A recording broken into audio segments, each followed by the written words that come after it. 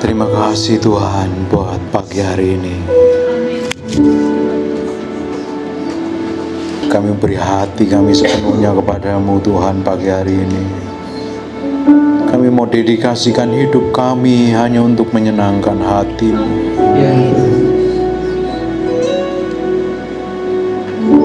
Roh Kudus, Engkau dihormati dalam ruangan ini, dan kami minta urapan-Mu ada dalam ruangan ini, menjamah setiap orang yang ada. Dan kami minta roh hikmat, wahyu, dan pengertian. Lihat sampai kedalaman batin kami. Kau kuduskan, Kau sucikan dengan darah-Mu. Kami percaya pagi hari ini jadi momen yang spesial, di mana Engkau akan buat sesuatu yang ajaib. Dalam nama Yesus, haleluya, amin. Silakan duduk dalam hadirat Tuhan. Tujuan dari hidup kita hanya ingin menyenangkan hati Tuhan. Gak ada yang lain sebenarnya. Dan sampai hari ini kita masih belajar bagaimana membuat Tuhan disenangkan melalui apapun yang kita kerjakan dan lakukan. Bapak Ibu harus fokus dengan apapun yang Tuhan sedang percayakan dan kau lakukan bagianmu sepenuh hati. Nanti Tuhan akan bawa ke dalam level kebesaran yang berbeda dalam hidupmu. Engkau akan dibawa menjadi orang yang berbeda dalam hikmat pengurapan otoritas yang berbeda. Sekarang kita lihat di 2 Korintus pasal yang ketiga, kita mulai dari ayat yang ke-6. Ialah yang membuat kami juga sanggup menjadi pelayan-pelayan dari suatu perjanjian baru yang tidak terdiri dari hukum yang tertulis. Perjanjian lama ada hukum yang tertulis, namanya hukum Taurat. Dan hukum Taurat itu membawa orang pada kematian. Tetapi hari ini kita hidup dalam kasih karunia Tuhan. Dan kita lihat, yang tidak terdiri dari hukum yang tertulis, tetapi dari roh. Sebab hukum yang tertulis mematikan, tetapi roh menghidupkan. Pelayan-pelayan yang memimpin kepada kematian terukir pada huruf dan loh-loh batu. Dengarin baik. Pelayan-pelayan kematian, pelayan-pelayan yang memimpin kepada kematian terukir pada huruf dan loh-loh batu. Namun demikian, perhatikan, kemuliaan Allah, kemuliaan Allah menyertainya waktu ia diberikan, sebab sekalipun pudar juga cahaya muka Musa begitu cemerlang, sehingga mata orang-orang Israel tidak tahan menatapnya jika pelayan itu datang dari kemuliaan yang demikian. Di dalam perjanjian lama, kemuliaan dinyatakan sampai mata orang Israel bisa melihat. Kemuliaan menyertai Musa sampai orang Israel tidak tahan dengan hadirat Tuhan. Tapi Ibu tahu di dalam perjanjian baru apa yang terjadi? Kita lihat di ayat yang ke-8-nya, kita baca sama-sama 2, 3. Betapa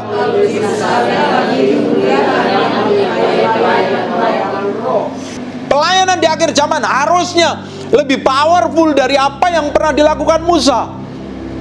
Harusnya di zaman perjanjian lama yang menyertain orang, yang disertai Tuhan, dan manifestasi kuasa Tuhan itu ada pada imam, raja, dan nabi saja.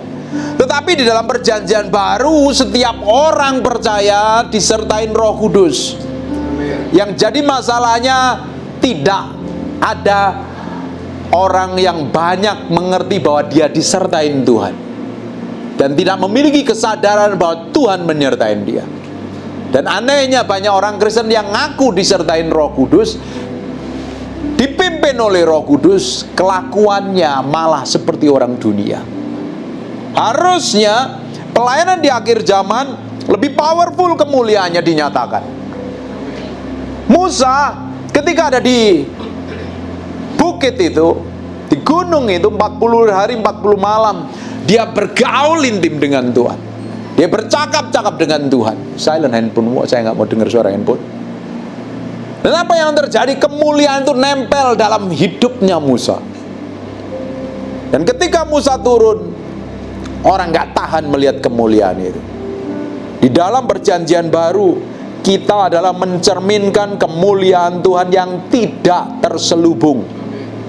Kitab Korintus katakan, Kalau tidak terselubung, artinya nyata-nyata kemuliaan itu bisa manifestasi loh melalui hidupmu.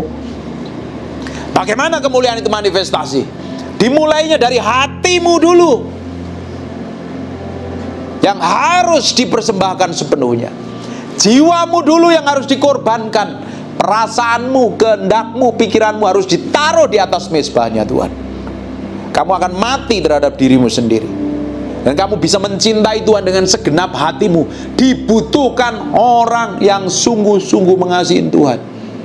Orang yang sungguh-sungguh mengasihi pasangan hidupnya, dia rela berkorban apapun untuk pasangan hidupnya menerima yang terbaik.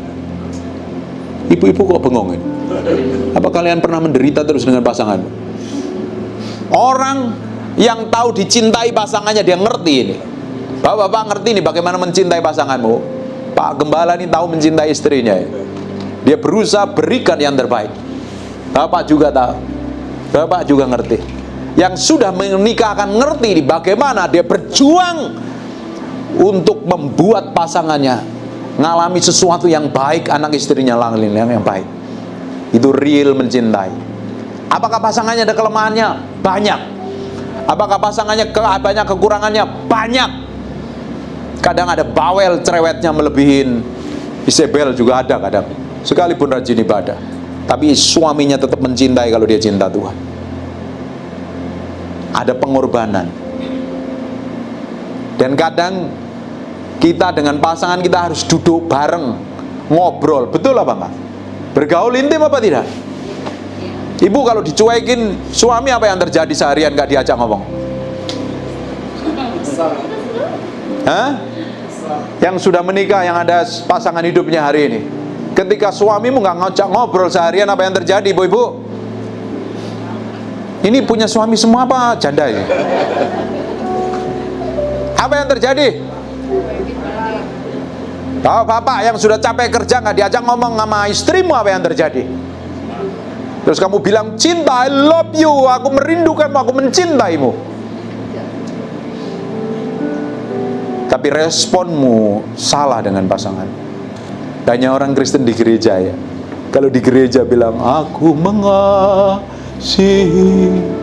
Engkau Yesus, nyembah Tuhan, angkat tangan, pelayanan di gereja, bahkan jadi hamba Tuhan. Tapi banyak gak peduli dengan Tuhan, gak pernah mau beri waktunya sama Tuhan. Cintamu palsu. Kamu rajin ibadah, belum tentu hatimu di sini loh. Kalau kamu gak mencintai Tuhan. Kalau kamu mencintai Tuhan, kamu pingin setiap ibadah, pingin dapat sesuatu yang baru. Setiap hari pingin dipimpin oleh Tuhan. Bahkan kamu beri waktumu sama Tuhan. Amin. Tidak hanya sekedar berdoa, Pak, saya juga berdoa Pak 3 kali sehari. Sarapan pagi, makan siang, dan makan malam. Gemuk kamu nanti malah. Orang yang mencintai, dia akan duduk diam dengerin istrinya ngomong. Sekalipun dari A sampai Z diomongin gak jelas suaminya, ya. Sampai ibu-ibu itu loh, keren kalian itu, memorimu tuh banyak. Sampai dunia politik, artis, sampai apapun tahu. Dan suaminya diajak ngomong apa? Hah, kok tahu kamu ya? Aku lihat di medsos itu. Keren loh. Coba kalau suaminya diemin, apa yang terjadi Pak? Istri ngajak ngomong terus kita cuek-cuek aja, apa yang terjadi itu? Yang belum nikah belum paham ya. Terus kalau suaminya juga nggak mau tahu dengan istrinya, apa yang terjadi? Istri apa yang terjadi? Ngomel apa enggak? Bapak yang sama istrinya kan pakai kacamata, ya kan? Ibu, kalau bapak cuek, apa yang terjadi dengan hidupmu? Kompor gasnya dibuang apa enggak? Nggak usah masak-masakan, aku dicuekin. Seharian dicuekin, nggak mau tahu, di WA nggak dijawab, istrinya mau ngomong dicuekin. Terus ketika malam mulai datang mendung, mulai turun dan hujan, mulai turun, suaminya masuk ke ranjang kamar. Yang belum nikah harus pakai holy imagination ya, pakai imajinasi kudus. Dan suaminya bilang, karena suaminya lagi butuh dengan istrinya, Mama, aku cinta kamu. Kamu luar biasa, kamu cantik. Padahal seharian dicuekin. Itu jadi istri bisa dilempar sama wajan itu, suaminya. Betul apa enggak? Ibu-ibu, kalian ini punya perasaan apa enggak ini? Bukankah kita sering lakukan sama Tuhan? Datang sama Tuhan kalau ada kebutuhannya. Hah? Minta A, B, C, D, berkati ini, akulah ingin dipakai Tuhan dan luar biasa dan segala macam lah. Bagi yang pelayanan-pelayanan, kalian ingin dipakai Tuhan. Tapi kalau kalian nggak mencintai Tuhan dan nggak mau beri waktu, mau bergaul intim dengan Tuhan, nothing. Urapan dihasilkan, kemuliaan Tuhan itu nggak pernah dibagikan. Tapi Tuhan akan menyatakan kemuliaannya kepada setiap orang yang dekat dengan Dia, yang nempel dengan Dia.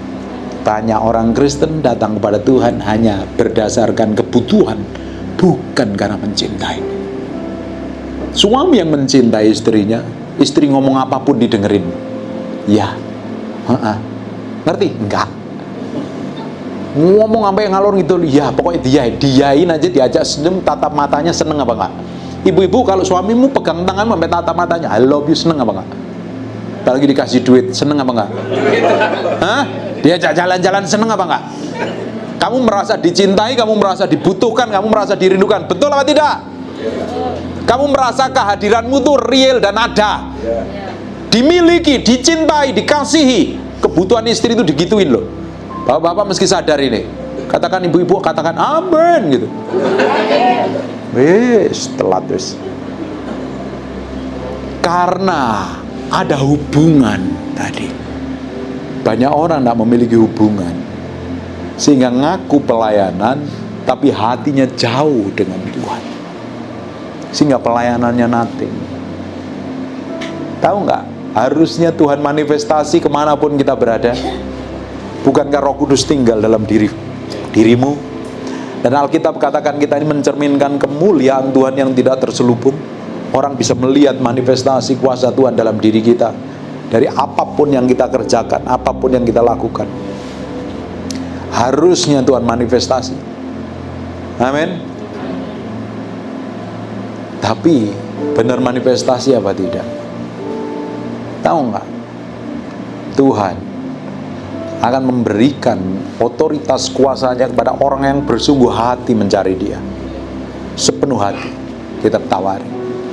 Musa bergaul intim dengan Tuhan, dan apa yang terjadi? Kemuliaan Tuhan manifestasi. Coba sekarang kita akan lihat di Keluaran 34 mulai ayat yang ke-29. Ketika Musa turun dari gunung Sinai, kedua loh hukum Allah ada di tangan Musa ketika ia turun dari gunung itu. Tidaklah ia tahu bahwa kulit mukanya bercahaya karena ia telah berbicara dengan Tuhan. Katakan berbicara dengan Tuhan. Berdoa itu berbicara, komunikasi dua arah dengan Tuhan. Sama seperti hubungan kita dengan pasangan kita. Kalau istri saja yang ngomong non-stop, suaminya diem aja, nanti jenuh dan membosankan. Kadang kita saling ngobrol, saya dengan istri saya ngobrol, banyak hal yang diomongin. Saya sering bilang, I love you, saya peluk, saya puji, kamu tambah cantik. Dan kita komunikasi banyak hal. Kadang selisih pendapat dan lain sebagainya, tapi kita bisa bereskan dengan baik. Hubunganmu dengan Tuhan juga sama. Kalian harus terhubung dengan hadirat-Nya. Kalau kalian tidak terhubung dengan hadirat-Nya, hatimu tidak terhubung dengan Tuhan, kamu memiliki kehidupan yang menuju pada kematian. Tidak ada hasilnya, tidak ada buahnya. Saya kan senang tanam pohon. Saya tanam pohon itu hampir 50 pohon, alpukat, rambutan, jambu, mangga, dan lain sebagainya. Pohon itu, ketika pohon itu tidak bertumbuh, saya ganti pohonnya. Saya beliin bibit yang baru. Banyak faktornya. Kenapa yang terjadi? Ketika pohon itu berbuah, yang makan buahnya bukan pohonnya, tapi saya dan orang-orang di sekitar saya. Kalau pohon itu tidak bertumbuh, dia akan mati, tidak menghasilkan buah. Tapi kalau Pohon itu berbuah lebat, dia berakar kuat, dia akan menghasilkan buah, dan yang menikmati adalah kita yang menanamnya. Sama juga dengan hidupmu. Kalau engkau nggak terhubung dengan sumber dari kehidupan itu, kehidupanmu tidak menghasilkan buah, dan ujungnya kamu mengalami kematian sekalipun hidup. Ngerti? Hidup tapi mati. Kata pepatah Jawa, urip itu urup. Hidup itu memberi kehidupan buat orang sekitarmu. Kenapa? Ada sumber kehidupan yang manifestasi. Bukankah kitab Yohanes katakan, kalau kamu meminum air yang aku berikan, yang dimaksud di Yohanes pasal yang keberapa ya? Yohanes 7 atau Yohanes berapa ya? Ayat 37, 38. Katakan, dari dalam hatimu akan mengalir aliran-aliran air hidup. Bapak bisa bayangkan, dari hatimu mengalir aliran-aliran air hidup itu, apa yang terjadi? Kamu akan jadi orang yang berbeda. Amin. Dimulainya dari mana? Seperti yang dialami Musa. Dia komitmen, dia bergaul dengan Tuhan, dia berkomunikasi dengan Tuhan, dia berbicara, ngomong banyak dengan Tuhan, dia ceritakan semua perjalanan hidupnya. Memang Tuhan itu maha tahu, dia maha hadir. Tapi Bapak Ibu mesti tahu, kadang kita dengan jujur ngobrol dengan Tuhan, sekalipun dia tahu apa yang terjadi dalam hidupmu, kamu sebenarnya menyerahkan hatimu sepenuhnya di hadapan Tuhan. Tapi banyak orang melakukan segala sesuatu pakai kekuatannya sendiri, dan Alkitab katakan, terkutuklah orang yang mengandalkan kekuatannya sendiri. Kita butuh Tuhan, kita perlu Tuhan dibimbing step by step. Kita tidak pernah tahu ke depannya akan terjadi apa. Betul apa enggak? Kita lihat semuanya tiba-tiba emas naik kemarin sampai 3 juta lebih. Betul? Yang suka investasi emas, waktunya jual. Nanti akan turun lagi. Ekonomi dan lain sebagainya, peperangan akan terjadi. Lihat, kondisi tidak semakin baik. Kita tidak pernah tahu ke depannya. Tapi ketika kita ini dipimpin oleh Tuhan step by step, kita akan dibawa kepada tujuan ilahi. Bapak Ibu mesti tahu, setiap hidupmu punya tujuan ilahi, yang Bapak Ibu harus finish well dan finish strong. Engkau harus didapatin berkenan di hadapan Tuhan, mengerjakannya tepat seperti yang Tuhan mau. Hidupmu itu loh, di ujungnya engkau akan bisa pertanggungjawabkan di hadapan Tuhan. Karena Alkitab katakan, hidup yang kuhidupin bukan hidupku lagi, tapi Kristus yang harus nyata dalam hidupku. Amin. Tapi banyak orang yang hidupin hidupnya sendiri, tanpa ngerti tujuan Tuhan. Bagaimana kita bisa ngerti tujuan Tuhan kalau kita tidak pernah bergaul dengan Tuhan? Bagaimana kita bisa ngerti pasangan hidup kita maunya apa, seleranya apa, kalau kita tidak pernah duduk bareng ngobrol dengan istri kita? Apa yang terjadi? Hidup bareng, punya surat pernikahan, punya status pernikahan yang disahkan oleh Pak Gembala, yang diterbitkan oleh catatan sipil dan gereja, tapi tanpa memiliki hubungannya sebenarnya dalam kehancuran, cepat atau lambat. Ada misunderstanding, ada salah paham, ada salah pengertian, salah tangkap dan lain sebagainya. Karena apa? Nggak sejalan, nggak ngerti.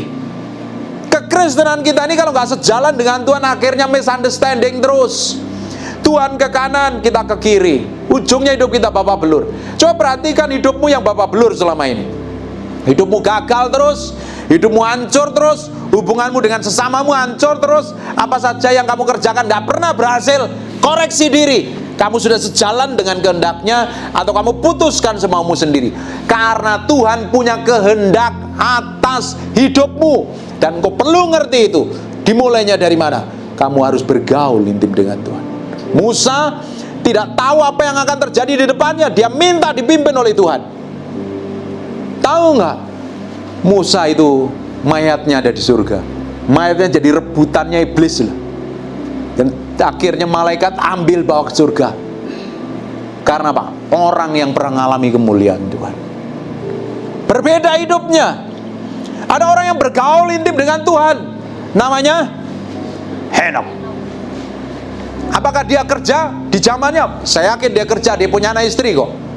Dia mesti tanggung jawab. Kalau dia punya pabrik, dia punya perkebunan, dia punya peternakan, dia ternak kok. Tapi hidupnya berbeda. Memiliki hubungan, kedalaman, kedekatan dengan Tuhan. Dan ujungnya apa yang terjadi? Dia tidak mati sampai hari ini. Dia angkat ke surga. Kalau Alkitab ngomong satu perkara, 2 orang saksi itu sah. Kalau ada 2 kejadian ditulis di dalam Alkitab dan itu terjadi, artinya sah akan terjadi dalam hidup kita. Ada 1 lagi kejadian. Siapa namanya? Yang diangkat ke surga? Elia. Dia nabi yang luar biasa. Ibu pelajarin kisahnya Elia. Powerful, luar biasa.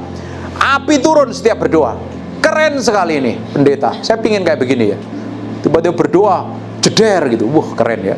Wah keren, ini pendeta pasti terkenal ya. Langsung viral. Tapi masalahnya Tuhan hari ini kerjanya nggak seperti zamannya Elia. Kita meski caranya Tuhan bekerja, kita harus mengerti ritmenya Tuhan bekerja. Keren sekali. Apakah dia pernah stres? Apakah dia pernah putus asa? Apakah pernah dia ngalami namanya paling benar sendiri sejagat raya, paling berkenan sendiri? Dia ngomong loh gitu loh. Dan ternyata Tuhan siapkan berapa ribu orang yang kakinya, lututnya tidak pernah menyembah Baal. Dia punya kelemahan, dia punya kekurangan, tapi hidupnya berbeda. Saya bilang kita ini masih tinggal di bumi, masih banyak kekurangan dan kelemahan. Yang ngomong ini kelemahan dan kekurangannya banyak sekali. Makanya kita perlu jujur dengan Tuhan, ngomong sama Tuhan. Ini loh Tuhan, aku punya kelemahan. Ini loh Tuhan, aku punya kekurangan. Tuhan, aku punya masalah. Aku punya pikiran yang aneh-aneh. Aku punya pekerjaan yang selalu gagal. Diceritakan, diomongin. Saya yakin Musa selama 40 hari 40 malam itu di gunung itu dia berkomunikasi dengan Tuhan. Diceritakan, aku bimbing bangsa Israel yang tegar tengkuk, keras kepala, berontak, ngomel, ngeluh. Ditanya nih Pak pemimpin-pemimpin di sini sering kali juga laporan sama Tuhan. Tuhan, jemaatku ini dablek nih, ngoyelan, ini gampang telat, ini berontak, ini kerjaannya minta terus dan lain sebagainya. Benar kan?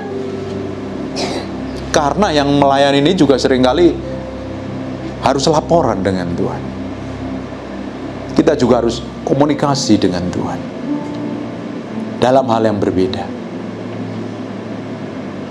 Semakin kita kenal dekat dengan seseorang, membangun hubungan pribadi dengan seseorang siapapun namanya, semakin dekat Bapak Ibu semakin ngerti loh visinya, tujuannya, pikirannya, kehendaknya.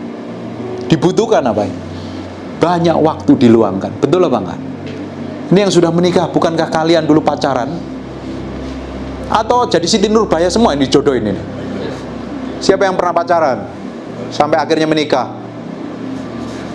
Hujan, banjir, diterjang, badai pun datang kan? Betul apa enggak? Kalau bisa lewat jalan-jalan yang agak macet biar berlamaan tuh nyetirnya di mobil, karena merasa adem, tentrem, ayem. Betul apa enggak? Yang ngomong pernah ngalami soalnya.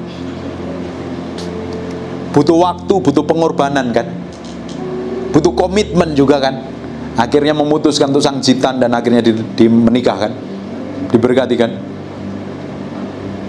Bapak Ibu, dibutuhkan komitmen kalian sama Tuhan. Kalau kalian nggak memiliki kerinduan, kelaparan, kehausan, pingin sesuatu yang lebih dari yang lain, kalau kamu pingin sama saja dengan orang dunia, nggak jauh beda kekristenanmu dengan orang rata-rata, Tuhan nggak pernah akan menyatakan sesuatu dalam hidup. Ada satu pengikutnya Musa yang dia pingin ngalam yang sama yang seperti Musa lakukan. Namanya siapa? Yosua. Ketika Musa turun, Yosua masih setia mendampingi. Dia pingin kenal siapa yang disembah oleh Musa. Tidak heran dia muncul ke permukaan, jadi hamba Tuhan yang luar biasa. Yosua memimpin bangsa Israel. Sejak Yosua memimpin bangsa Israel, orang Israel hidupnya takut akan Tuhan. Setelah kematiannya Yosua dan imam-imam yang memimpin bangsa Israel, hidupnya ruwet. Bapak Ibu, selama Bapak Ibu dipercayakan hidupmu hari ini, engkau harus bertanggung jawab penuh apapun yang Tuhan kerjakan. Orang di sekitarmu akan dilawat Tuhan melalui hidupmu. akan dijamah dan diubahkan Tuhan. Hidup akan jadi berkat, bukan jadi batu sandungan. Kalau hari ini orang dekat kamu isinya ribut, kayak kira berantem, kamu benceng, ngeselin, gak ada di sini kelihatannya sih. Udah berubah semua ini. Siapa yang suka ribut dengan tetangganya? Gak ada kan? Karena kalian udah diubahkan.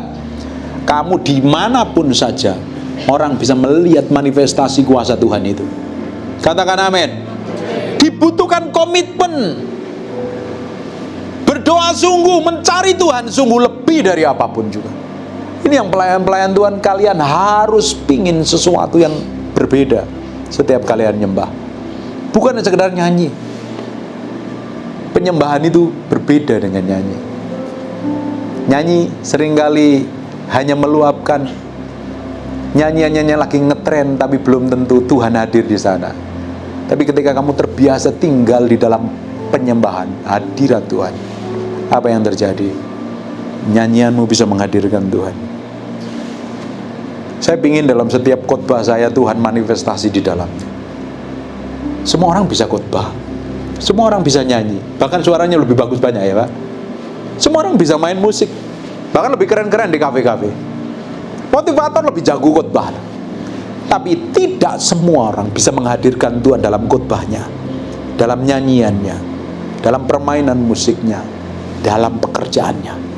Tidak semua orang bisa menghadirkan Tuhan yang dimanifestasikan. Memang Tuhan kan omnipresent, ada di mana-mana.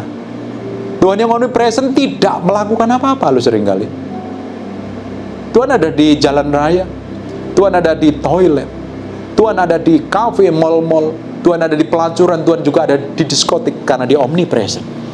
Tapi His manifested present, hadirat Tuhan yang dinyatakan melalui hidup kita, itu yang akan mengubahkan banyak orang. Katakan amin. Kurang kencang. Setelah ini kita makan masing-masing di rumah. Tuhan ingin memanifestasikan kuasanya lebih powerful lagi pada setiap orang percaya. Dan Bapak pelajarin dari perjanjian lama sampai perjanjian baru, kuasa Tuhan itu tidak dimanifestasikan sampai ada orang-orang yang memberi diri dan memberi hidup sepenuhnya. Bapak Ibu pelajarin tokoh dalam perjanjian lama. Jadi kita kembali ke perjanjian baru yang powerful. Pelayanan kita adalah pelayanan roh. Bapak Ibu pelajarin dari kitab Kisah Para Rasul. Sebelumnya murid-murid bisa melakukan banyak hal, tapi setelah mereka mengalami kuasa Tuhan, di Kisah Para Rasul 1 ayat 8, Kisah Para Rasul 2, mereka mengalami kepenuhan Roh Kudus. Dan sejak saat itu kuasa Tuhan powerful. Karena saya bilang, hidup kita ini memang bisa berdampak, pelayanan kita juga berdampak, tergantung dampakmu. Kalau kamu ingin memiliki dampak yang besar, kamu harus mengalami kepenuhan Roh Kudus setiap hari. Katakan amin. Kisah Para Rasul itu berbicara kepenuhan Roh Kudus setiap hari. Dari pasal pertama, pasal kedua, pasal ketiga, pasal keempat, sampai pasal terakhir. Ngalami kepenuhan Roh Kudus, mujizat, kuasa, dan menyertai. Dan dampaknya sampai hari ini di Karawang. Keren nih guys. Hidupmu juga akan berdampak di mana Pak? Dimulainya engkau beri hatimu sepenuhnya, dedikasikan sepenuhnya. Makanya saya bilang berdoa itu memberi diri, diam di dalam hadiratnya. Orang yang duduk diam di dalam hadirat Tuhan. Kitab Mazmur 91 katakan apa? Hah? Coba baca, buka itu ayat itu. Orang yang duduk dalam lindungan yang maha tinggi. Katakan duduk. Duduk memberi waktu apa tidak? Seperti Bapak Ibu merelakan waktumu 2 jam duduk di tempat ini. 1 jam pertama kamu memberi penyembahan puji-pujian di hadapan Tuhan. 1 jam berikutnya kamu dengerin apa yang saya omongin. Kamu memberi waktu, memberi hidup, memberi pikiranmu. Tapi kalau kamu duduk di sini dan kamu pegang handphone, kamu lihat media sosial atau apapun, kamu tidak memberi hatimu, kamu nggak memberi pikiranmu. Kamu bisa duduk, tapi kamu mengembara kemana-mana. Betul apa tidak? Sama juga, waktu kita duduk diam di dalam hadirat Tuhan, kamu harus dedikasikan pikiranmu. Kita kalau berdoa seringkali pikiran kita mengembara kemana-mana, betul apa tidak? Mikirin ntar makan apa. Di gereja sini juga lagi mikirin nih, hujan-hujan makan apa ya nanti payah. Kita makan di restoran mana ya kadang. Makan bakmi enak ya toh, macam-macam. Kadang kita waktu tutup mata dan pikiran kita seringkali mengembara kemana-mana. Bisa duduk ibadah dan pikiran mengembara kemana. Tutup mata pikiranmu mengembara kemana-mana. Itu juga harus ditaklukkan. Amin. Pikiranmu harus ditaklukkan. Perasaanmu juga harus ditaklukkan. Siapa yang baru doa, coba beri waktumu sama Tuhan, tiba-tiba kamu nguapnya bukan main. Terus HP bunyi, kehendakmu perlu ditaklukkan apa enggak? Betul apa enggak? Manusia ada 3 bagian, roh, jiwa, dan tubuh. Roh tempat tinggalnya Tuhan, jiwa itu berisi pikiran, perasaan, dan kehendakmu harus ditaklukkan. Kalau jiwamu nggak ditaklukkan, tubuhmu akan ngontrol dan mengendalikan. Ketika Bapak Ibu mulai berdoa, pikiranmu mengembara kemana-mana, apalagi suara handphone bunyi, kamu perlu matikan itu. Kalau tidak, kamu nanti daging pingin ngelihat. Kayak orang penting itu ada WA, siapa ya? Siapa yang hubungin saya? Kan kita merasa penting buat diri kita sendiri masing-masing kan? Betul apa tidak ini? Dan ketika kita duduk diam di kaki Tuhan, itu meski ditanggalkan. Kalau tidak, itu akan ngontrol kita. Ketika Bapak mulai berdoa, kamu coba buka handphone loh, siapa yang WA? Siapa yang hubungin saya? Daging akan ngontrol, kehendakmu akan ngontrol, pikiranmu akan ngontrol, perasaanmu akan ngontrol. Itu perlu ditaklukkan duduk. Ketika Bapak mulai duduk dan mulai di sana tinggal lebih lama, namanya bermalam. Bermalam lebih lama enggak? Duduk bisa 2 jam, bisa 45 menit, bisa 15 menit, tapi kalau bermalam kamu perlu waktu 24 jam dalam dimensi yang berbeda, hubungan yang berbeda dengan Tuhan. Siapa yang di sini berdoanya hanya sudah 1 jam? Segera 1 jam lebih ya. Amin. Dalam 1 hari ada berapa jam? 2? Kalau kita hitung-hitungan, ini nggak ngomongin duit ya, kalau kita kasih perpuluhan berapa untuk Tuhan? Halo, do you mudeng or not ini? 2 jam berapa? 2 jam 40 menit. Betul apa enggak? Iya kan? Sehari kita kasih Tuhan berapa menit? 5 menit Pak. Karena aku merasa hidupku nyaman, aman, sentosa, nggak butuh Tuhan. Tinggal menuju kematian kamu. Kekeringan secara rohani, bukan kematian fisik, kematian secara rohani. Orang yang mati secara rohani tidak menghasilkan buah hidupnya. Sering ribut, sekiri, berantem. Apalagi yang pelayanan, kamu nggak memiliki hubungan kehidupan yang dalam dengan Tuhan, kamu pelayananmu mati kering. Bisa main musik skillful, tapi nothing, nggak ada hadirat Tuhan di dalam. Bermalam, beri waktu sama Tuhan, lebih banyak lagi. By proses, step by step, lihat apa yang terjadi. Orang yang terbiasa diam di dalam hadirat Tuhan ngomong, tempat perlindunganku dan kubu pertahanku Allah yang ku percayai. Kenapa kok dia percaya penuh? Dia kenal Tuhan. Dia tahu Tuhan caranya bekerja. Tahu nggak Bapak Ibu? Saya ini sudah nggak pegang pekerjaan apa-apa. Sampai suatu hari kita ditanyain waktu di parkiran setelah pelayanan tahun berapa itu? 2023 ya. 2023. Ditanyain jemaat, teman kerja pelayanan, Bapak ini sudah jadi full timer. Saya kaget. Hani, kita ini full timer. Full timer itu apa? Saya bilang. Bapak udah nggak bekerja sama sekali ya? Sudah nggak. Terus pelayanan. Jadi ketika saya tanpa sadar itu, kita lakukan itu sejak 2021 ya, sampai hari ini, ternyata Tuhan pelihara. Saya bilang, ketika kita melayani Tuhan, yang gaji Tuhan. Katakan amin para pelayan Tuhan. Bapak kan udah nggak pegang bisnis lagi kan, melayani pekerjaannya Tuhan. Betul apa enggak? Kalau kita melayani pekerjaannya Tuhan, yang punya pekerjaan siapa? Tuhan. Yang gaji siapa? Seringkali dapat bonus kan Pak? Bapak punya perusahaan kan, kerja yang lain-lain ini, akhir tahun seringkali dapat bonus apa enggak? Loh, kalian kelihatannya nggak punya dapat bonus ini. Hah? Jangan-jangan pengusaha sukses KB, obligasinya akeh KB. Saya melayani Tuhan sepenuh hati. Tuhan selalu pelihara saya. More than enough. Kita bisa berkatin orang lain. Tiap minggu kita kasih makan orang. Sekalipun tidak banyak, kita bisa beri makan. Orang yang kenal Tuhan, dia bisa ngomong. Akan berkata kepada Tuhan, tempat perlindunganku dan kubu pertahananku. Tapi orang yang tidak kenal Tuhan, pertahanannya adalah egonya, emosinya, hawa nafsunya.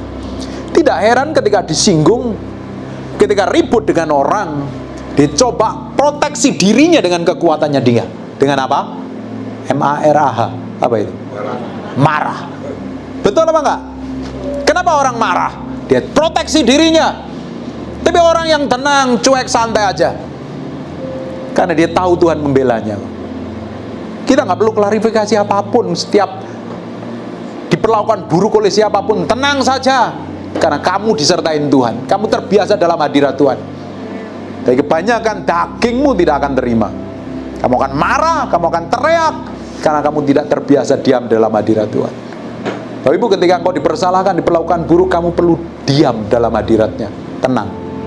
Siapa yang dalam kondisi panik terus ngambil keputusan, seringkali keputusan itu salah. Pernah ngalami? Saya pernah ngalami. Saya belajar dari kejadian ini. Betul nggak? Harus tenang dulu. Siapa yang pernah disakitin orang lain dan pingin segera membalas?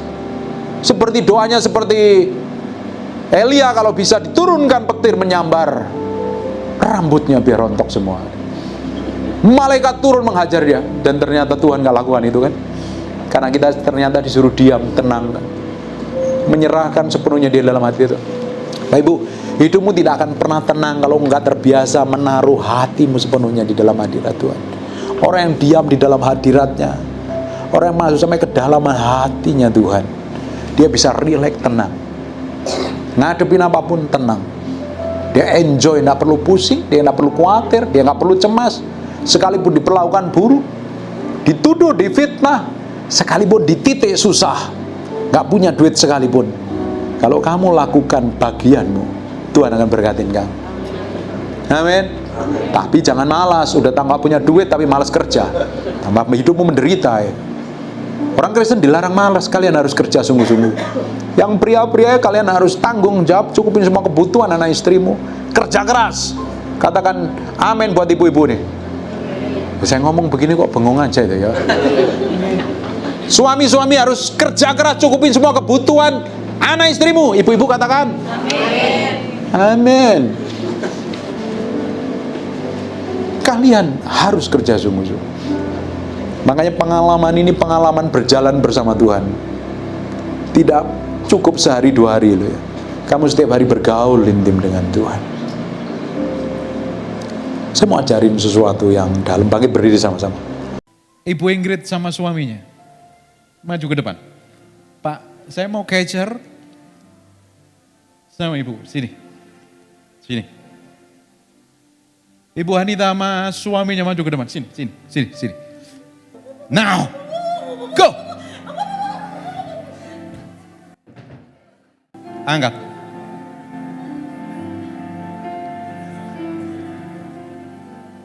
Belakangnya ya. Buka tanganmu Pak. Kuat urapan ya. Go. Urapan hari ini powerful sekali.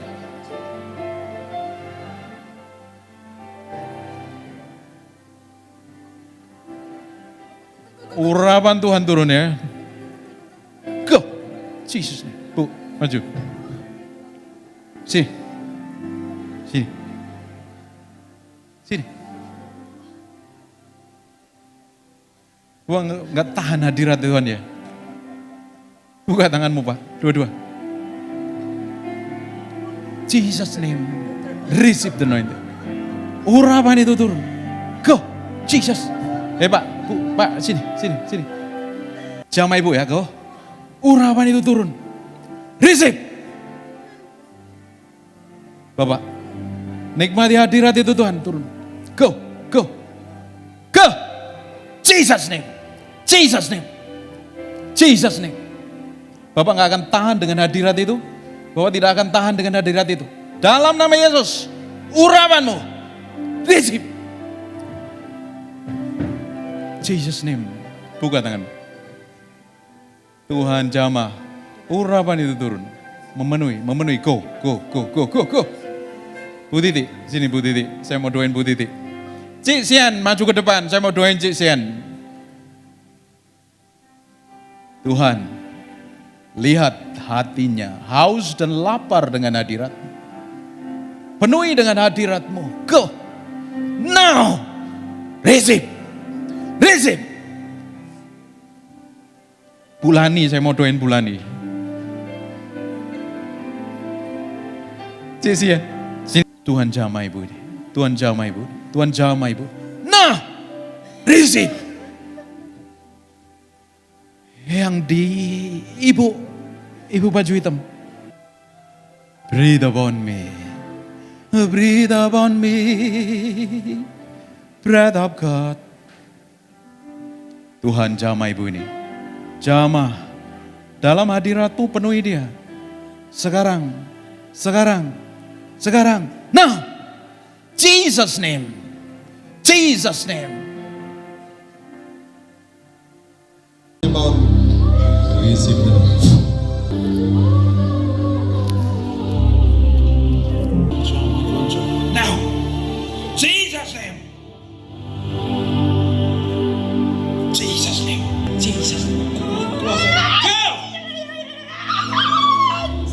Jesus name.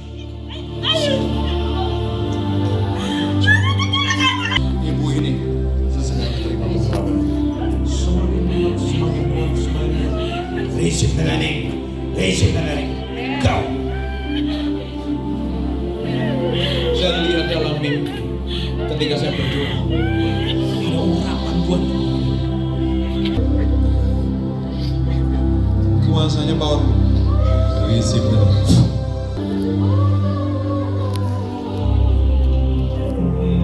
Jesus name. Receive tonight. Down. Jesus. Masih nggak tahan dengan hadirat Tuhan ya? Ya, masih nggak tahan dengan hadirat Tuhan. Dan kuasa Jesus name semakin mengalir Jesus name. Biarin.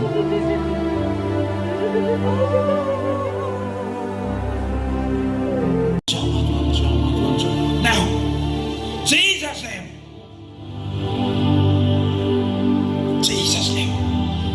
Kuasa mengalir. Jesus. Kuasa. Go. Jesus name.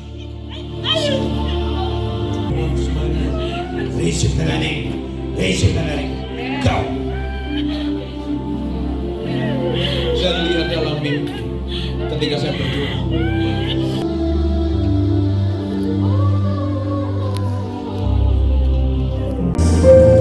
Kuat itu orang. Receive. Yes.